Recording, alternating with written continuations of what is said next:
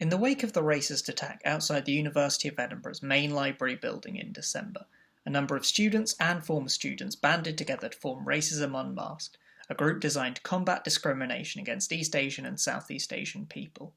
I talked to one of the group's founders, Allie De Lacy, about the group's aims and what impact COVID has had on racism in the UK. So you're one of the founders of Racism Unmasked, and I was just wondering how that group came about. Before sort of the attack happened, recently, the recent attack outside of the university library, some of my friends and I sort of had a group chat, and we just sort of talked about our experiences with racism, and it was quite, sort of on topic and relevant. And when the news broke out of the attack, I think we were all so traumatized and so upset that essentially I felt this overwhelming desire to just start something, and I didn't know what it was or how to do it, but I just rang everybody I knew, and then I rang Thea and Vanessa, who are the sort of two primary co-founders of Racism Unmasked with me, and asked them if they, would get on board. And then I created the Facebook group and the Instagram, and then within literally 4 hours, it had just blown up. So you spoke a little bit about communicating your aims to the people you want to join. What are those aims exactly? Well, to provide a support network for people within this demographic who have been targeted with racist attacks or with any form of sort of racial discrimination. And we're predominantly focusing on sort of East Asian and Southeast Asian people, just because the panel of admins, so there's 8 of us in total now. We've actually grown, which is great, and great that so many people want to get involved, because it's quite intense. But the admins predominantly are either East Asian or Southeast Asian. So in terms of our focus, the reason that we are focusing on this demographic is because we can only speak from our own experience. We also want to sort of work as, I guess, as a mediator, especially when it comes to things like reporting incidents, for example. So a really big problem in general, is that people are not always aware, specifically students, are not always aware of what they can and can't report, and sort of what they're allowed to report, and also sort of the way in which they're allowed to report. So as an organization, what we'd really like to do is aim to sort of be that middleman between sort of, either the police or the university and like specific individuals, because they are perfectly entitled to make any report if they feel uncomfortable. Students need to be aware that their well-being is the priority. Finally, we would really like to sort of work together to put pressure on these big institutions like the University of Edinburgh, like Police Scotland, like the MSPs and Holyrood, because at the end of the day, I think that we're all collectively as a community getting quite sick of sort of subpar apologies and very little action. And what really needs to happen in terms of creating change is that we need to deal with racism on an institutional level. So do you not think that it's particularly likely that the university will make meaningful change in the foreseeable future? I think that they kind of need to put their money where their mouth is. It's all very well sort of promising things, but in terms of actually putting forward these policies, there are things that they could do. I worked for the University of Edinburgh as a course assistant for their summer school, because there were cases, for example, when I was working with a professional who was also an employee of the University of Edinburgh, who made very, very racist remarks at me, incredibly racist remarks. It was really offensive several times. And we did alert the University of Edinburgh, but no formal sanctions were taken. And I think that kind of demonstrates that, sending somebody off to go on a little course about racial diversity, for example, isn't very productive if there is no sort of weight behind the repercussions, if that makes sense. It sort of reinforces this attitude that it's okay.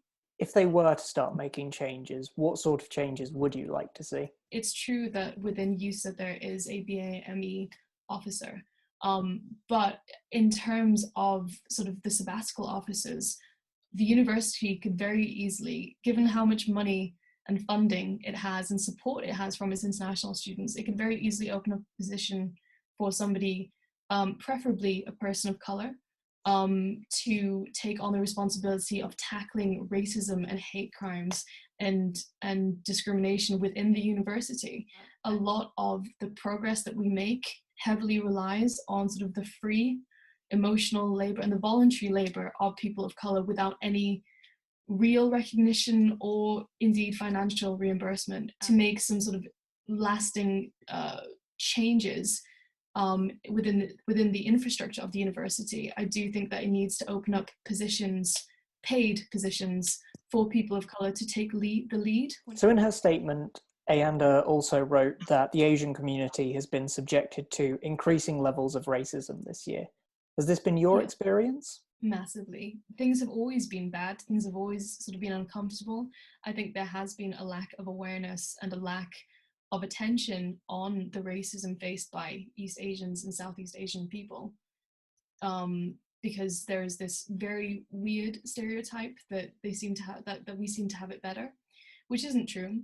In Canada, recently, very recently, an email was circulated by a lecturer telling the students of UBC about yellow privilege, which just in itself goes to show how on an institutional level there is this perception that Asian people don't face discrimination in the same way as, for example, Black people do. But no, it's gotten significantly worse since the start of COVID. I think because there's such a visual difference, and there are many issues with the media anyway, and the fact that Trump keeps referring to coronavirus as the China virus. But basically anybody who somewhat even presents like a little bit, presents as Chinese or sort of Sino-presenting or can be in any way affiliated with the China virus, there have been serious repercussions and discrimination. There's a statistic that we referred to during the protest from Sarah Owen, the MP, who sort of highlighted that the percentage of like hate crimes and racial discrimination towards East Asian and Southeast Asian people has risen by 300% since the beginning of the pandemic. And that's just the reported number. If students are looking to get involved and help out, what ways are there for them to do that? So on the one side, we are always needing people to sort of help, especially with the support network aspect of things. Equally with, as I mentioned, help with reporting incidents. We honestly, just being part of the community and contributing to the support is amazing and completely invaluable. We're hoping to maybe circulate sort of like a monthly newsletter to try and, because, you know, obviously this stuff, it's so heavy and it really takes it out of us.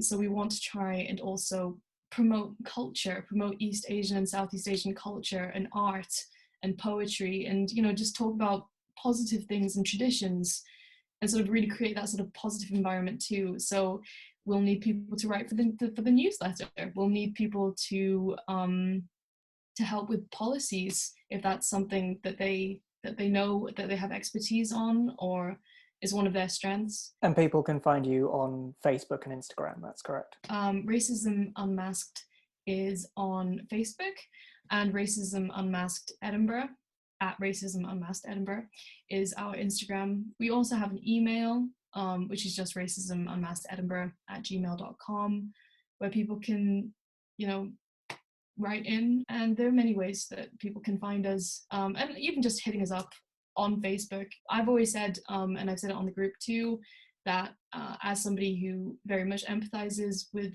this kind of discrimination, you know, my personal PMs are always open to people who want to talk. Thank you so much for talking to us. Good luck and stay safe. Yeah. Cheers. Thank you so much for taking the time to, you know, to talk about the organization and sort of give us that platform.